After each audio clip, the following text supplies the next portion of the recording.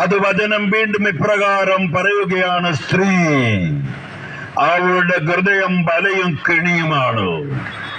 അവളെ മനസ്സിലാക്കിയെടുക്കാൻ ആർക്കാണോ കഴിയുക? ഈ പ്രപഞ്ചത്തെ കുറിച്ച് മാത്രമല്ല, ഒരു മനുഷ്യനെ കുറിച്ച് പോലും മുഴുവനായി മനസ്സിലാക്കിയെടുക്കാനോ അവന്റെ ഉള്ളിലുള്ള എന്താണെന്ന് ഗ്രഹിക്കാനോ കഴിവില്ലാത്ത പരിമിതികളുടെയും അപൂർണതയുടെയും നിറവാണ് നാം ഓരോ മനുഷ്യനും. ജൈനമതത്തിന്റെ സ്ഥാപകനായ മഹാവീരൻ തന്റെ ആത്മീയ ദർശനത്തിൽ ഇപ്രകാരമാണ് പറഞ്ഞിരിക്കുന്നത്: ഒന്നിനെ പൂർണ്ണമായി അറിയുന്നവൻ സകലത്തെയും അറിയുന്നു.